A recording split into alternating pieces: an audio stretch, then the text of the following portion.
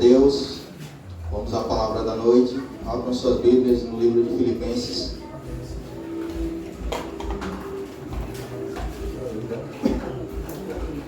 Filipenses.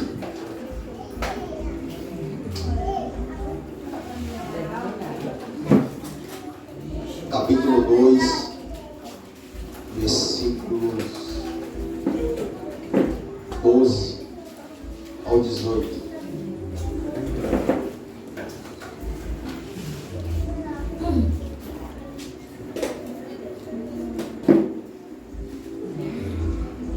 Amém?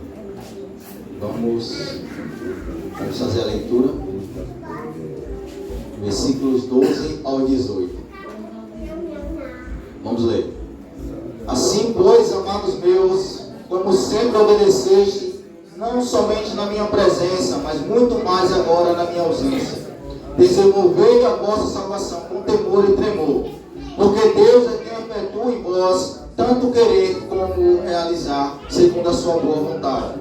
Fazei tudo sem murmurações nem contendas, para que vos torneis irrepreensíveis e sinceros, filhos de Deus, inculpáveis no meio de uma geração pervertida e corrupta, na qual resplandeceis como luzeiros no mundo, preservando a palavra da vida, para que no dia de Cristo eu não me glorie, que não corri em vão, nem me esforcei inutilmente. Entretanto, mesmo que seja oferecido por libação sobre o sacrifício a serviço da vossa fé, alegro-me e com todo vos congratulo, assim vós também pela mesma razão. Alegrai-vos e congratulai-vos comigo. Vamos orar. Soberano Deus, eterno Pai, Deus Todo-Poderoso, Senhor da glória, me ajuda em nome de Jesus a trazer a Tua palavra. Que Teu Espírito Santo ilumine a minha mente e meu coração e também o coração da igreja, para que receba a Tua palavra. Que o coração de cada um de nós, inclusive o meu, esteja, meu Pai, preparado para receber a Boa Semente, que é o Teu Santo Evangelho, para que essa palavra venha frutificar, Senhor, e que esse fruto seja apresentado com as nossas vidas. Nos corrige, nos consola, Senhor. Usa este miserável pecador para falar com a Tua igreja, somente para a glória do Teu santo nome, em nome de Jesus. Amém. Irmãos, o tema da mensagem é desenvolvendo a nossa salvação, ou o desenvolvimento da salvação, como está no título da Bíblia. Irmãos, no versículo 12, veja, ele vai dizer assim: assim, pois, amados meus, como obedecestes, não somente na minha presença, porém muito mais agora na minha ausência, desenvolvei a vossa salvação salvação com temores e tremor. Irmãos, a carta de Filipenses, Paulo tinha um propósito. Assim como outras cartas, como as cartas de Efésio, só um instante. As cartas de Efésios, Colossenses e Filemão. Essas cartas elas foram escritas enquanto Paulo estava preso. E o propósito de Paulo aqui, quando Paulo diz: irmãos, amados, se vocês sempre obedeceram quando eu estava lá, agora muito mais obedeçam eu estando ausente. Você vai ver nos textos anteriores Paulo falando de que gostaria de saber que os irmãos estão firmes na fé. Posteriormente também a mesma coisa. Então a ideia de Paulo aqui é que os irmãos continuem praticando aquilo que eles praticavam quando Paulo estava lá. E é interessante que decorremos de uma situação parecida, né? Então eu quero trazer da melhor forma possível para o nosso cotidiano essa mensagem. Entenda que Paulo está preso. Paulo pregou o Evangelho, permaneceu um tempo lá em Filipos. Quando Paulo escreveu essas cartas, na primeira prisão dele em Roma, entre o ano de 60 e 62 depois de Cristo, é a primeira prisão de Paulo. Paulo posteriormente vai ser solto e preso novamente para depois aí sofrer o seu martírio. Mas aqui até então não. Na primeira prisão de Paulo faz as cartas da prisão, Filipenses, Colossenses, Efésios. E o propósito é esse, irmão, é que os irmãos continuassem desenvolvendo a salvação. Porque o que me chamou, o que me fez, para a glória de Deus, procurar essa palavra foi o vídeo de John Piper pela manhã. Porque vocês vão perceber aqui que o que Paulo está trazendo, está querendo levar à mente dos irmãos, e que consequentemente, se eles continuarem praticando o que Paulo orienta, é exatamente o que a gente viu no vídeo mais cedo. É uma vida com Cristo o tempo inteiro. Talvez tenhamos negligenciado essa situação em alguns momentos. Aquilo a gente vê muito, realmente, de fato, nós estamos num momento em que qualquer um pode ser cristão.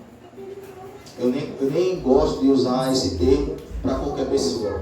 Eu prefiro dizer que todo mundo pode ser crente. Mas por que eu prefiro isso? Porque a Bíblia diz que crente até o diabo é. Então, vivemos num momento em que a palavra cristão não tem o mesmo impacto do que tinha no primeiro século. É tão interessante que a primeira vez que os apóstolos foram chamados de cristãos, a ideia era ofendê-los. Não era um elogio. Até porque naquela época, ser cristão não era motivo para desfilar. Pelo contrário, você era perseguido, você era maltratado, você era rejeitado. E por consequência disso, outra coisa, talvez vocês não saibam, mas naquela época o cristianismo era tido como seita. No primeiro século, os seguidores de Cristo eram conhecidos como organizadores de uma seita. E por isso a ideia de dizer, os cristãos ali, era para ofendê-los. Só que é interessante que os apóstolos, eles tomaram isso com grande alegria. O que viria a ser chamado de o nome que nos daria, pelo qual somos conhecidos até hoje. Somos cristãos. A palavra cristão significa pequeno Cristo ou imitador de Cristo. Então, os irmãos, eles ouviram Paulo pregar pessoalmente, eles conviveram com Paulo por muito tempo, até que Paulo foi preso em Roma, e preso, Paulo manda essa carta para os irmãos lá de Filipos, e ele diz: irmãos, da mesma maneira que vocês eram obedientes na minha presença, muito mais obedeçam agora, desenvolvendo a vossa salvação com temor e tremor. O que é desenvolver a salvação? O que é desenvolver a salvação? Desenvolver a salvação, irmãos, é como você se apresenta à sua vida. É se você, toda quinta, todo domingo, tem ouvido a palavra de Deus, o quanto você tem aplicado da palavra que você tem ouvido na sua vida? O quanto do que você ouve durante as pregações você tem aplicado no seu trabalho, no seu relacionamento com seu marido e esposa, na convivência com os irmãos, na convivência com os vizinhos. O que você tem tirado da Bíblia? O que você tem tirado das pregações para aplicar no seu cotidiano? O desenvolvimento da fé são os frutos apresentados. É o crente que apresenta uma constância na palavra de Deus, de modo que você faz porque você teme a Deus. Desenvolver a vossa salvação com temor, ou seja, não de qualquer jeito. Não é ouvir a palavra sair daqui e não desenvolver a sua salvação, não aplicar o que está sendo pregado do lado de fora daqui. Como John Piper falou, a igreja, a adoração a Deus não é um lazer de domingo, não é uma condição no final de semana, não deve ser. A gente precisa respirar Cristo, a gente precisa temer mais a Deus, a gente precisa desenvolver a nossa salvação com temor a Deus, santo temor e tremor a Deus. E a ideia de desenvolver também a salvação é que você está crescendo em conhecimento de Deus. Você está crescendo em conhecimento de Deus?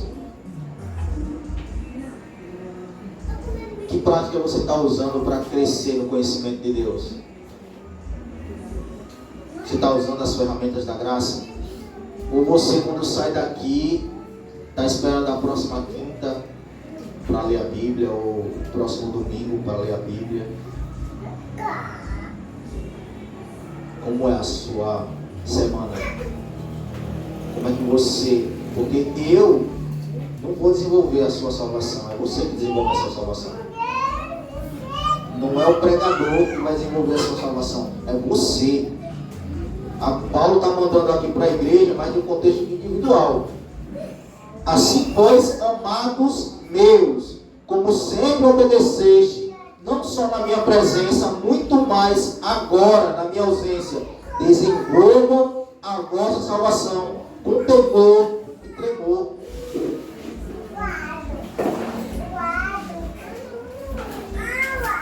Será que a igreja realmente está ouvindo a palavra de Deus? E aqui, quando eu falo ouvir, é dando ouvidos. Não adianta, se você sair daqui e você não aplicar a palavra de Deus no seu cotidiano, você não está desenvolvendo a sua salvação. Você não está apresentando temor a Deus. Paulo não está dizendo assim, olha, tema a condenação. Não é essa a ideia de Paulo lá para os irmãos em Filipenses. Paulo está falando de um santo temor. Um santo temor, com entendimento do Deus que você adora. Se você não tiver um entendimento claro do Deus que você adora, quem é Deus, a gente estava comentando esses dias sobre a questão dos falsos profetas, que Deus não está matando os falsos profetas como matava anteriormente. Aí a gente pensa que Deus está na passividade, mas Deus não está na passividade. O nosso Deus não é um Deus passivo. Não é. A igreja precisa entender que o nosso Deus é um Deus ativo, que constantemente Ele está trabalhando para o louvor da sua própria glória. E o propósito de você se reunir aqui, quintas e domingos, é que você saia daqui e aplique o que você está sendo, o que está ouvindo, o que o pregador está pregando para você.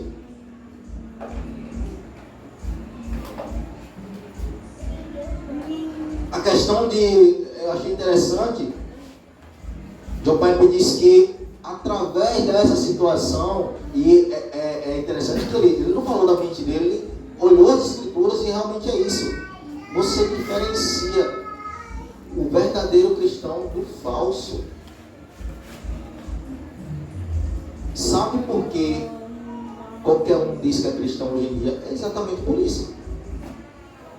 Irmão, se a gente fosse, se o cristão ele fosse mais distinto do mundo, as pessoas pensariam duas vezes em se autodenominar cristão. Você vê pessoas que se autodenominam cristãs e vivem uma vida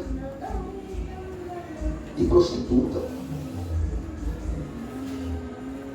Você já parou para pensar se aquela meretriz, aquela mulher que foi apanhada em adultério, você já imaginou ela dizendo assim, naquele momento ela dizendo assim, eu sou cristão, eu sou cristão, eu sou cristão. Já parou para pensar num absurdo desse? A mulher foi apanhada em adultério e disse que é cristã. Você já parou para pensar no absurdo que é isso? Mas sabe por que ela não tem coragem? Porque, de certa forma, até aquele agrupamento de pessoas, os fariseus, eles se apresentavam de uma forma, eles não eram santos, mas a forma deles buscarem se distinguir dos demais, fazer com que as pessoas entendessem, que muitos entendiam que ele era mesmo homens de alto calibre, próximos de Deus. E os cristãos de hoje? Você consegue olhar para alguém e dizer: não, você não é cristão? Com autoridade. Com autoridade de quem mostra isso com a sua vida.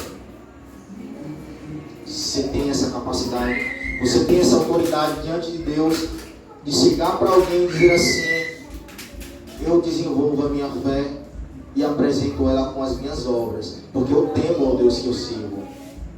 E você como apresenta? É basicamente o que o Tiago falou: me mostra a sua fé sem obras e eu lhe mostrarei a minha fé através das minhas obras. Talvez a igreja esteja fazendo um pouco isso, e por isso você vê tanto artista dizendo que é crente. Você pega a própria Vanessa Urashi, aquela mulher tem a paciência, é cheia de demônio aquela mulher. Porque a pessoa ir num programa e abrir a boca e dizer que eu posso voltar a me prostituir e mesmo assim Deus vai me salvar. Porque Deus é amor. Quem está falando ali? Ali é o diabo. Sabe quantas outras mulheres que se prostituem vão continuar se prostituindo e achando que vão ser salvas naquele dia só porque ela falou aquilo ali? Sabe quantas mulheres continuarão influenciadas a não abandonar o seu mau caminho? Porque Vanessa Urashi diz que Deus é amor, Deus quer o coração. Ou seja, ela é uma pessoa que ela entende que é boa e que a vida que ela leva não tem nada a ver. Naquele dia Deus virá e salvará ela. É porque os crentes estão permitindo que isso aconteça.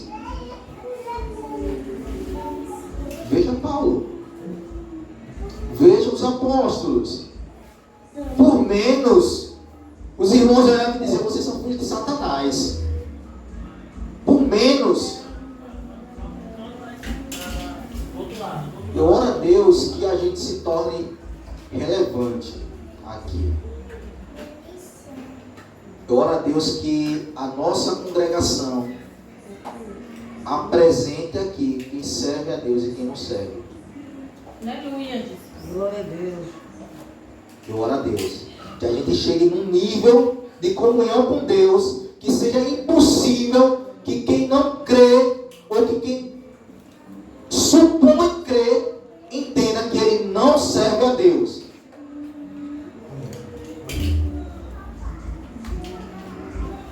A igreja precisa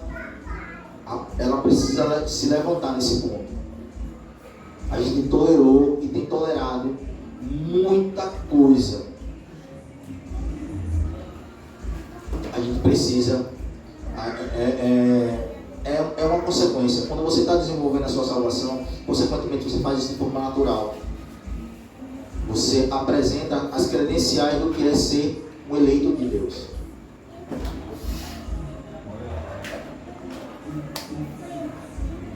Isso está em toda a Bíblia. Toda a Bíblia vai dizer que os santos de Deus têm uma característica. Eles são santos. Eles são santos. Eles conhecem e continuam buscando conhecer a Deus.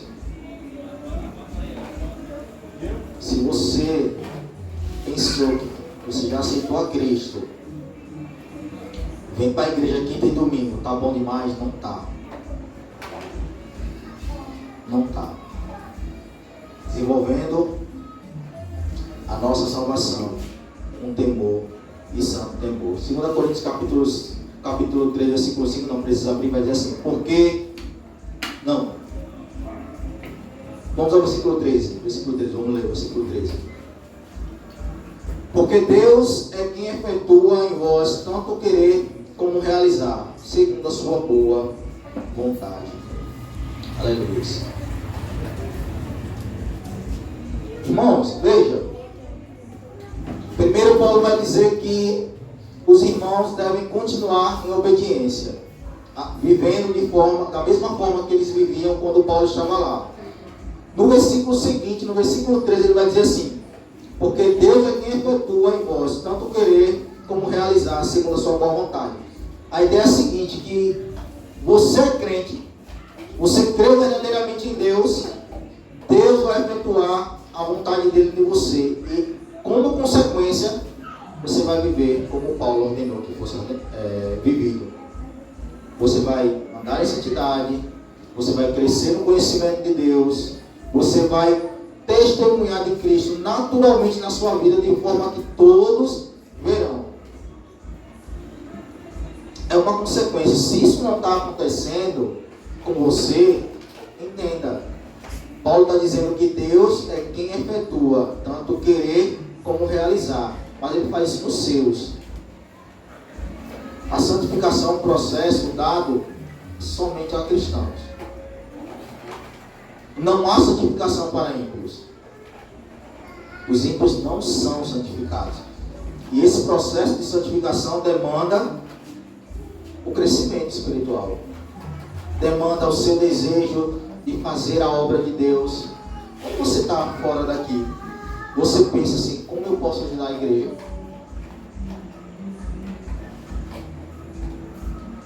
O que eu vou fazer para contribuir para o reino de Deus? Avançar. Como eu contribuo para o avanço do reino de Deus? Quando você está fora daqui, essas coisas vêm à sua mente. Porque se não vem, tem alguma coisa errada. É como se você comprasse uma casa que ela precisa de reforma, ela precisa ser melhorada, e você deixasse ela abandonada. A casa é sua, mas você não está nem aí. Você espera que outras pessoas façam. Assim, eu vou esperar que alguém, um vereador, chegue aí e me ajude. Você tem as condições, mas está esperando pelos outros. Deus está cobrando de você. Que você pense como você pode ajudar o reino de Deus. Porque Deus é quem efetua tanto querer como realizar em nós, segundo a sua boa vontade. A vontade de Deus é boa. O que é que você faz para o reino de Deus? Como é que você manifesta na sua vida a boa vontade de Deus? Porque todo cristão tem capacidade sim para avançar o reino de Deus. Todos. Todo cristão tem poder para contribuir para o avanço do reino de Deus. Você tem contribuído para o avanço do reino de Deus. Deus tem manifestado em você o seu querer e o seu realizar com boa vontade. Você tem manifestado o seu trabalho com seus colegas, com seu chefe, que Deus tem promovido santificação em você, que Deus tem feito você a imagem do Filho dele.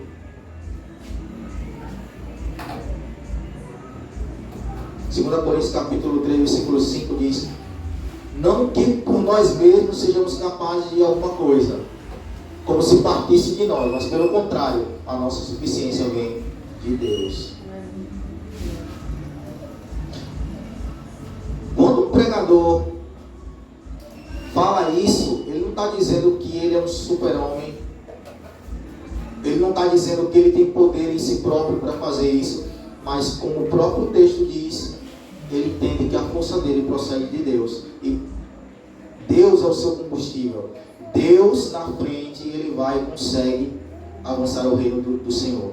Ele busca pregar a palavra de Deus, ele busca viver a palavra de Deus. Primeiro, irmãos, entenda uma coisa: que se você não viver a palavra de Deus, você não tem autoridade para pregar a palavra de Deus. Em que sentido?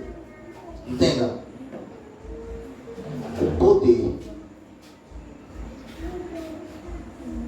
Eu estou falando de poder para ver aquela pessoa e você acaba não sendo até envergonhado. Porque já imaginou você pregar para o seu vizinho? Olha, imagine que a gente sai aqui para outro lugar pregar o evangelho. Ninguém conhece a gente. A gente prega a palavra, tal, vai lá, fala de Cristo, manda se arrepender dos seus pecados, entregar a vida a Deus. Mas o seu vizinho que tem um pouquinho mais de conhecimento da sua vida, você consegue pregar com autoridade para ele, de modo que ele olhe para você e diga assim: tenha que receber. Ou você acha que se você pregar para o seu vizinho, você pode ser envergonhado?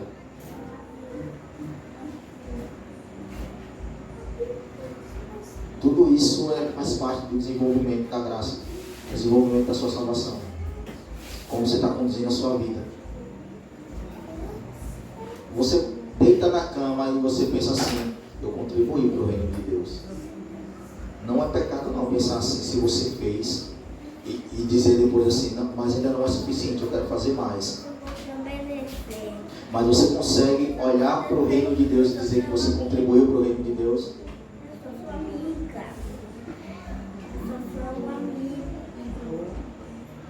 Se não, começa a fazer agora.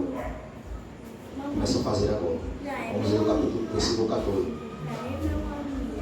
Versículo 14. Fazei tudo sem murmurações nem contendas. Veja, não é somente fazer. Porque tem pessoas que fazem, mas fazem de mau grado. Aleluia. Fazei tudo sem murmurações e sem contendas. Se tem uma coisa que Deus odeia, eu já falei aqui algumas vezes, que tem uma coisa que Deus odeia é murmuração. Irmãos, quando a gente está fazendo alguma coisa para Deus, não pense que é para o homem não. Porque a chance de você murmurar é maior. Vou dar exemplos, contextualizando. Tem uma coisa na congregação para fazer. Fulano não pôde vir. Eu convoco Beltrano. Não, mas era para fulano, era para ciclano, era para Beltrano. Já murmurou. Aleluia, Jesus. Glória a Deus. Já murmurou. Você pode me fazer depois de bom grado, mas naquele momento você murmurou. É isso. Sem contendas. Você tem contenda com quem? Com você mesmo? Ixi, me dando trabalho. Vem na vez, não quer fazer. Fica inventando desculpa. Não quer fazer. Contenda. Fazei tudo sem murmurações e sem contendas. Se você entender que o que você está fazendo é para Deus, você vai tentar dar o seu melhor. Amém. Aleluia, glória a Deus. Dar o seu melhor para Deus, para Deus. A nossa congregação, a igreja de Cristo no mundo todo, ela precisa ter um entendimento de que quando fazemos algo para o avanço do reino, é do reino de Deus e não do reino dos homens. Então talvez, veja que as palavras que Paulo traz no texto, elas se encaixam. Ele vai falar de temor, desenvolver a vossa salvação com santo temor, aplicando tudo aquilo que eu vi que vocês aplicavam quando estavam aqui, fazendo sem murmurar, sem contenda. Você veja que o próprio Paulo está desenvolvendo uma estrutura que vai decorrendo ali continuadamente o que Paulo quer expressar para os irmãos. Irmãos, obedecei, desenvolvam a vossa fé, mas não desenvolvam a vossa fé de qualquer jeito, desenvolvam com temor e santo tremor, porque Deus é que vai efetuar em você o querer e o realizar dele, porque a boa é a vontade de Deus. Portanto, façam sem murmurações e sem contendas. Aleluia. Glória a Deus. Aleluia. 1 Pedro capítulo 2, versículo 12, vai dizer: mantendo exemplar o vosso procedimento no meio dos gentios, para que naquilo que falam contra vós outros, como malfeitores, observando-nos em vossas boas obras, glorifiquem a Deus no dia da visitação. Eu vou ler devagar, eu vou explicar. Mantenha exemplar o seu procedimento diante de todos, dentro da igreja e aí fora com os gentios, para que naquilo que falem contra vocês, como que falem com malfeitores, como fizeram com Cristo, por exemplo, observando as suas boas obras, o que eles fazem é glorificar a Deus no dia da visitação. Aqui, a ideia continua no seu testemunho. Continua que você vive uma vida irrepreensível diante dos homens, de modo que o seu colega de trabalho não tenha do que acusar você.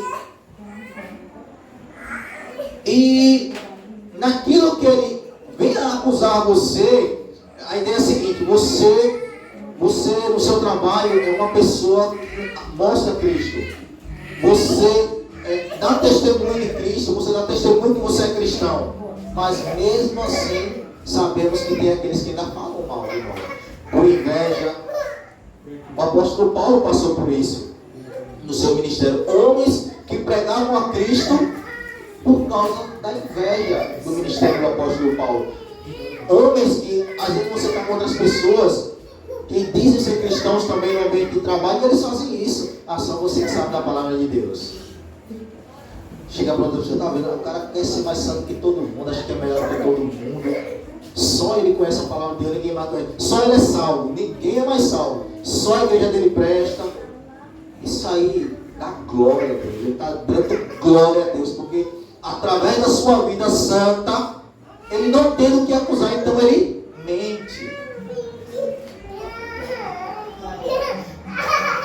Essa é a importância de você viver de forma digna do Evangelho, como vai dizer aqui mesmo em Filipenses. Viver de forma digna do Evangelho de Cristo. Desenvolvam a sua salvação. Nós precisamos crescer a imagem de Cristo. Aleluia. A igreja precisa disso. A igreja precisa se afastar mais do mundo. A igreja precisa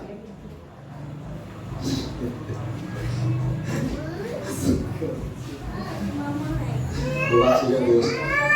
A igreja precisa ser mais parecida com Cristo.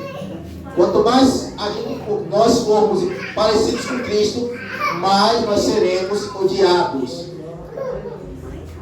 Quanto mais eu e você for parecido com Cristo, mais eu e você vai ser odiado.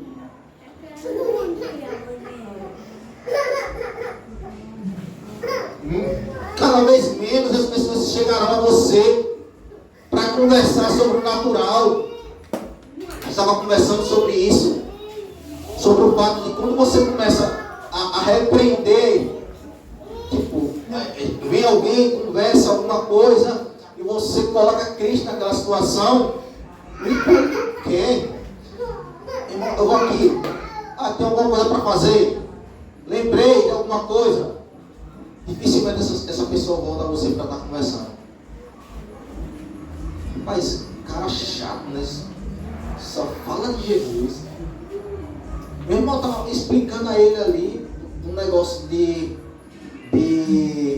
daqui do trabalho, que o cara fez uma coisa que eu não gostei. eu fui lá e fiz a mesma coisa com ele, e ele estava me dizendo que era para fazer diferente. Bicho, o cara é enjoado, meu irmão. Tudo dele é a palavra de Deus. Aquele cara não volta não. Porque ele estava esperando alguém igual a ele, para dizer assim, é isso mesmo. Pisou no carro, a gente pisa de novo. Só que você disse, não, a Bíblia diz que você não pode pagar o mal com o mal. Aleluia. Aí, como ele quer pagar o mal com o mal, sai de perto de você. Isso é dar exemplo. É você ser exemplo de cristão naquele lugar. No seu trabalho. As pessoas olham para...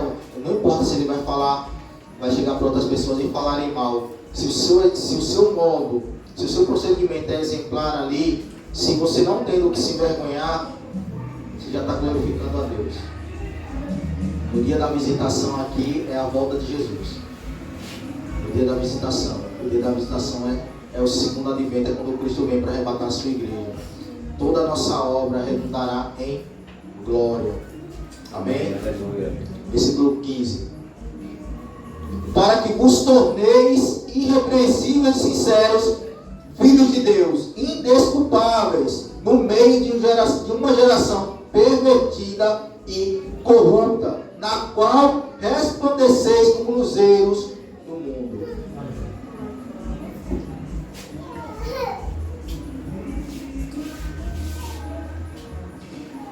Todo procedimento que até agora nós lemos, tudo que já foi falado sobre a convivência cristã, sobre como você deve se portar no seu trabalho, tudo que foi falado aqui é uma característica de ser filho de Deus. Aqui, quando Paulo diz assim, para que vos torneis irrepreensíveis e sinceros, filhos de Deus. A ideia que ele está dizendo assim é que os filhos de Deus procedem assim. Eles são irrepreensíveis, eles são sinceros, eles são indesculpáveis ou inculpáveis no meio de uma geração pervertida e corrupta. Você não sabe que a nossa geração, nós que pregamos aqui, quando pregamos nós dizemos exatamente isso, que essa é a pior geração que já pisou na terra.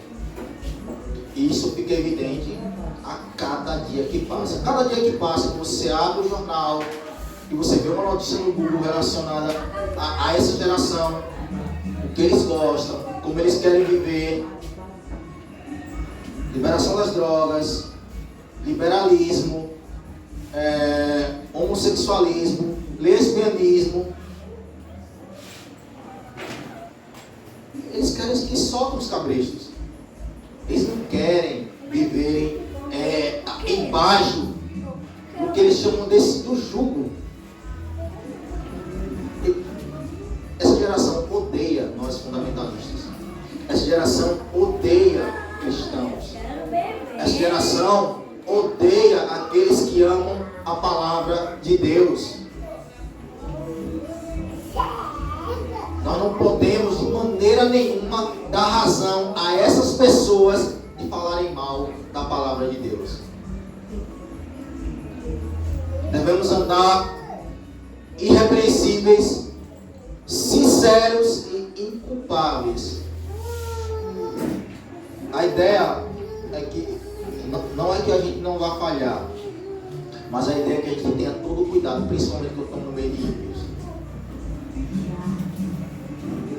Um exemplo, vamos supor que tenha 5 pessoas e só você de crente no meio dessas 5 pessoas. Todas as 5 pessoas fizeram alguma coisa errada, é só você que vai ser apontado. É só você que vai... A primeira coisa que eles vão dizer é a seguinte: fulano não disse que é crente. Tinha 5, mas eles só lembraram de um. Só o crente. Oxente, fulano estava no meio. Não, aquele que veio pregar para a gente aqui, aquela mulher que disse que é serva de Deus, estava no meio disso aí. Não, eu não acredito. Esquece os outros 4. Evapora. Por quê? Porque o propósito de Satanás é envergonhar os dele? Não, é envergonhar o Evangelho. Se você dá razão, pode ter certeza, Satanás vai usar essa razão para envergonhar a palavra de Deus. Uma vez, no início da pandemia, quando os benefícios estavam saindo e eu trabalho em carteira assinada, alguém disse assim, não, mas o benefício também é para quem trabalha em carteira assinada, se inscreva. Então vamos escrever, já que é para todo mundo, vamos escrever. Eu me inscrevi e fui aprovado. Mas uma coisa assim, deixa eu pesquisar certinho para ver. Aí eu vi uma matéria relacionada a isso, sobre o mau filtro dessa situação. Policiais, pessoas que ganhavam mais de um salário, ganhando auxílio.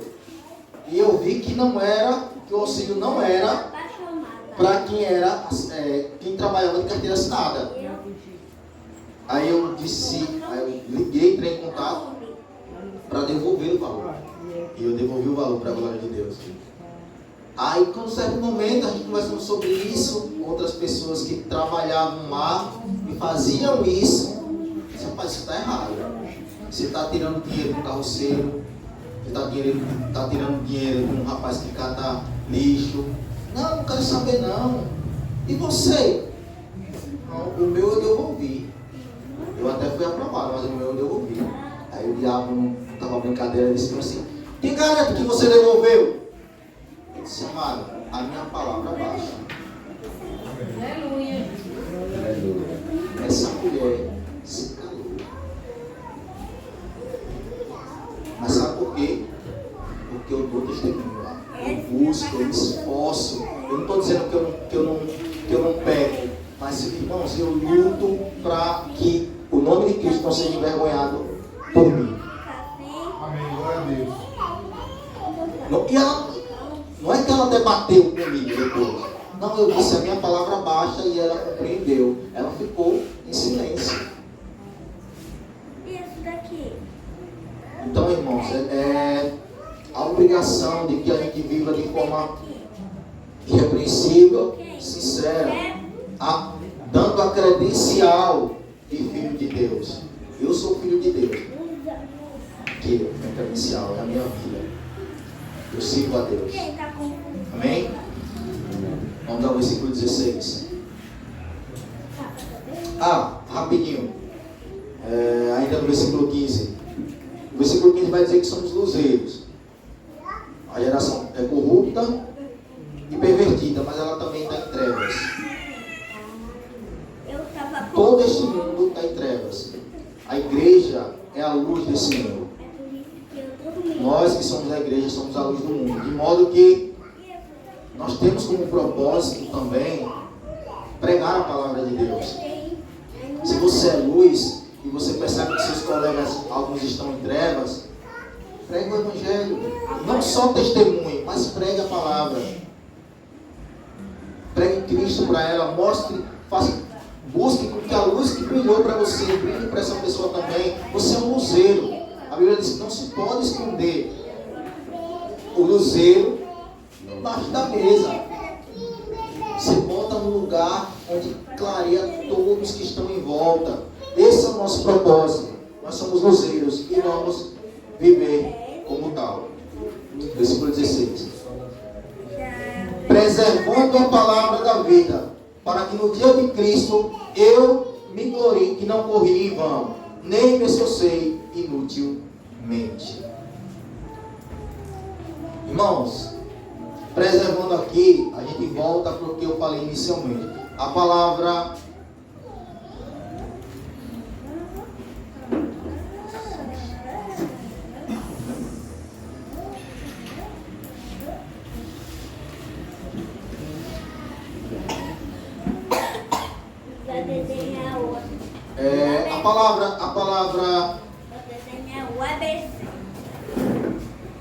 perseverando, ela tem no grego, ela tem a ideia do seguinte, de agarrar com força. A ideia de preservando, na verdade, preservando a palavra da vida. A ideia de preservar é agarrar com força. Mas não somente agarrar, guardar, mas aplicar. A ideia no grego aqui da palavra preservar é guardar com força e aplicar. Então, Paulo está dizendo assim: aplicando a palavra da vida, para que no dia de Cristo eu me glorie. Paulo está falando de novo a mesma coisa que ele falou inicialmente. Aplicando a palavra da vida, para que no dia de Cristo eu me glorie, que não corri em vão e nem me esforcei inutilmente. Paulo está voltando a dizer para os irmãos: irmãos, pratiquem o que vocês ouviram. Pratiquem o que vocês ouviram. Cada palavra, cada pregação, cada letra da palavra de Cristo que você ouve, você tem como propósito aplicar essa palavra no seu cotidiano. Viver a palavra de Deus. Porque, da mesma forma que Paulo diz assim, para que no dia de Cristo eu me glorie que não corri em vão, isso serve para mim, que estou pregando aqui agora, serve para David que prega aqui, serve para o pastor Mike que está lá, porque Paulo está falando dele, porque ele pregou aos irmãos. A ideia é a seguinte: olha, eu falei para vocês a palavra de Deus, eu preguei para vocês, vivam como eu falei para vocês viverem, vivam de forma de como eu preguei a palavra para vocês, que tudo que eu preguei, apliquem no seu cotidiano, porque se vocês não fizerem isso, então você chega diante de Deus, vai parecer que eu corri. A ideia de Paulo é que eu corri em vão, eu preguei para vocês e vocês não aplicaram a palavra.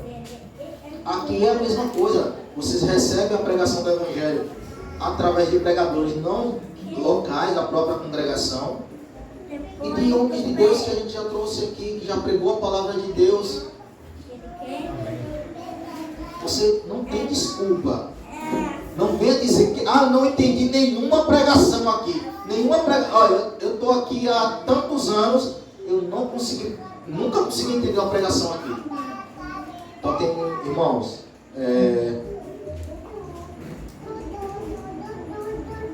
eu não me lembro de um pregador que já esteve nesse púlpito aqui que não pregasse a palavra de forma que desse para entender. O problema não é entender a palavra de Deus aqui. O problema é se está sendo aplicado lá fora, mas não está sendo entendido. Qual dificuldade tem em entender que você precisa dar testemunho de Deus?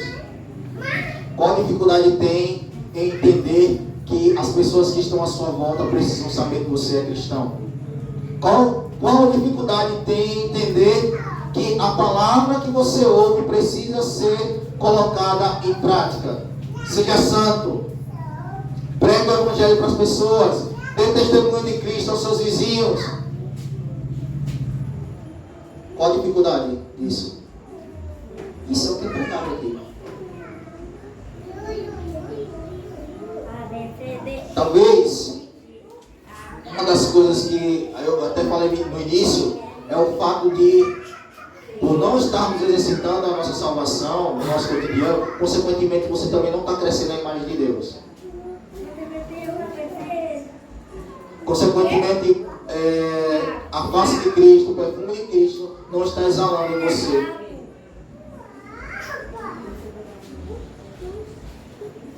Quanto mais os dias passam, mais a volta de Cristo está próxima. Quando Cristo voltar, vai pegar você fazendo o quê?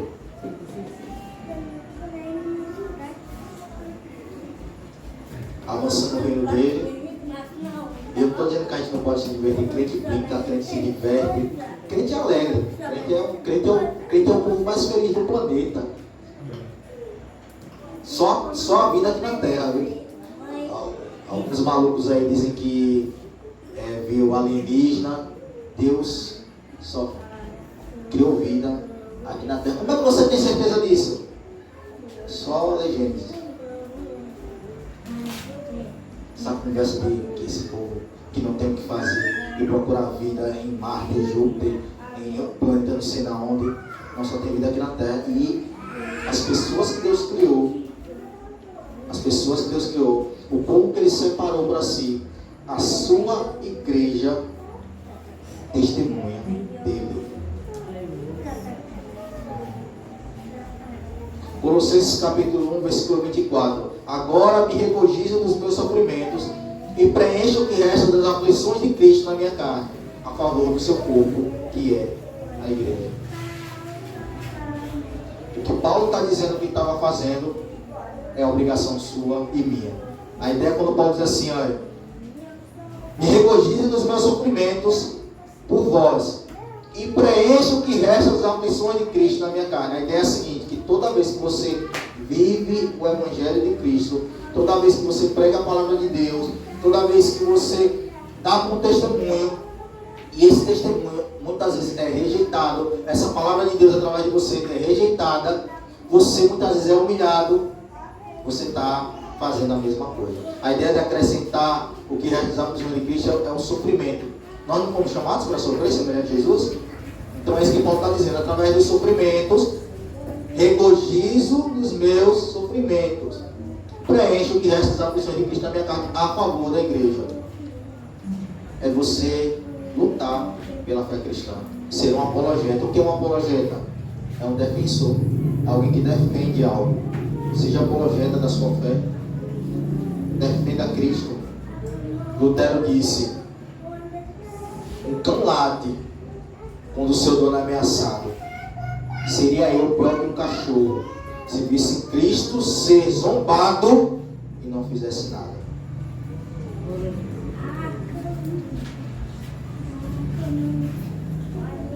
Se o cachorro late quando o seu dono é ameaçado, o que faremos?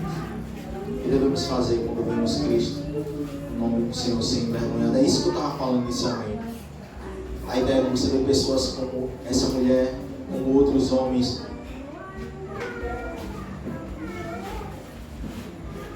como Pablo Massal, por exemplo. Eu sou cristão. Como assim cristão? Misturar dinheiro com a palavra de Deus, embola tudo e entende completamente que todo mundo vai ser salvo. Aí é fácil ser cristão. Se o mundo todo vai ser salvo, aí é bom demais ser cristão, é fácil.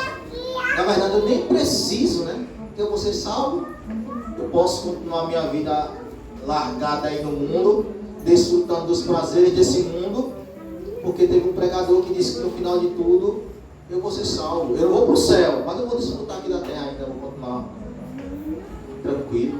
Não vou para o inferno. Esse evangelho diabólico, maldito, como diz o apóstolo Paulo, não só o evangelho, mas como quem prega ele. Paulo diz que é maldito. Tanto o evangelho como quem prega. A Bíblia chama de anátema. Anátema significa maldito. E nós que temos a palavra de Deus, quando você sair, depois da pregação do Evangelho, procure refletir com Deus como você pode ajudar a sua igreja, como você pode contribuir para o avanço do reino de Deus. Não se acomode como você está agora. Não se acomode. Pode ter certeza, eu tentei me acomodar. Eu tentei me acomodar, mas Deus não deixou eu me acomodar. Não quer que eu me acomode. Então eu digo para os irmãos a mesma coisa. Não se acomode. Não se acomode. Deus se alegra muito daquele que busca a sua obra com zelo. Você é homem de Deus. Veja como você pode fazer o reino de Cristo avançar. Você é mulher de Deus. Veja como você pode fazer o reino de Deus avançar. Entendendo que Deus deu o dom a todo mundo. Aleluia. Uns mais, uns menos. Mas a Bíblia diz que Deus deu um talento a um, 2 talentos, 3 talentos. Então, significa o quê? Que todos nós temos talento. Eu não estou dizendo que você tem que ser, todo mundo tem que saber pregar a palavra de Deus. Todo mundo tem que conseguir vir aqui e pregar o Evangelho. Não, mas eu estou dizendo que Deus lhe deu um dom e você precisa usar esse dom para a glória de Deus. Mas as coisas simples do Evangelho qualquer um consegue fazer. Você consegue dizer que Cristo é bom. Você consegue chamar uma pessoa a arrependimento. Dizer, olha, a forma como você conduz a sua vida hoje, você vai para o inferno. Você precisa se arrepender dos seus pecados. E outra coisa, tem a ver com ser direto não, irmãos. O crente de hoje confunde.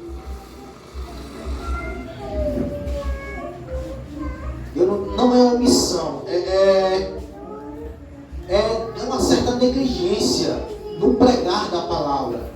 Irmãos, veja, você precisa ser mais direto. João Batista dizia: raça de víboras, arrependei-vos, direto, sem arrudeio. Aquela pessoa está no pecado, ela precisa se arrepender. Vai ficar dando arrudeio. O arrudeio que você der é o tempo que ela pode cair fora, não ouvir o que realmente importava. Não seja direto. A ideia é a seguinte, olha, irmão, veja, se você conhece alguém que é mentiroso, você vai na ferida. Irmão, se arrependa. A sua vida de mentira. A Bíblia diz que aqueles que andam em mentira procedem de Satanás. Se arrependa. Se você, como é que as cartas são escritas? Qual é a finalidade das cartas do apóstolo Paulo? Tratar a circunstância. Olha, quando eu vejo a carta de Judas diz assim, diz assim, olha, a ideia de Judas inicialmente no livro é assim, olha, eu ia pregar outra coisa para vocês. Se vocês lerem e chegar em casa, você vai ver. Eu ia escrever outra coisa para vocês, mas devido à quantidade de falso profeta que tem aí, eu me senti na necessidade de falar disso. E aí? Se Judas pensasse assim, não, só os profetas estão lá, mas eu vou continuar falando o que eu ia falar mesmo. Não, Judas mudou a mensagem segundo a necessidade do povo.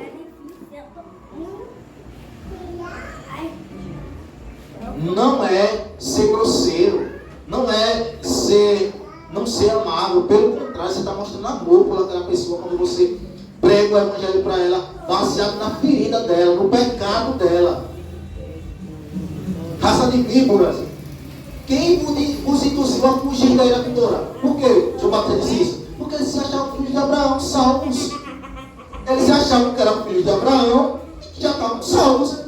Aí João até não, em verdade vos digo, Deus pode ressuscitar até filhos de Deus dessas pedras. Vocês não, vocês são víboras. Quem ensinou vocês que vocês estão salvos? Quem ensinou vocês a fugir da ira que há de vir? Rapaz, produzam frutos dignos de arrependimento.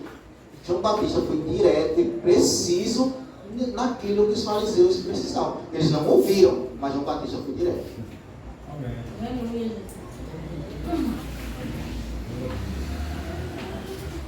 E final, versículo 18, passei aqui um pouquinho, 2 minutos, vamos lá.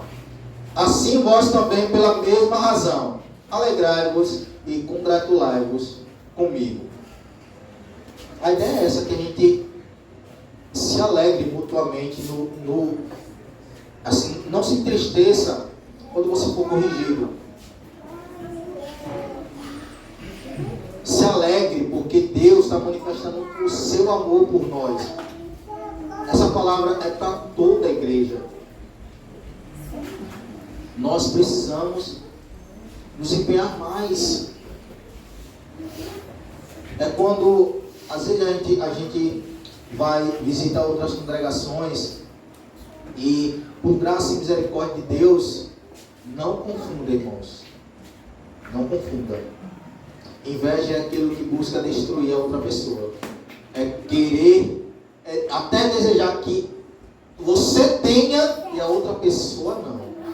Aleluia. Mas eu quero que a nossa igreja avance. Amém. Eu quero que a nossa igreja cresça. Eu quero que a nossa igreja se torne mais organizada.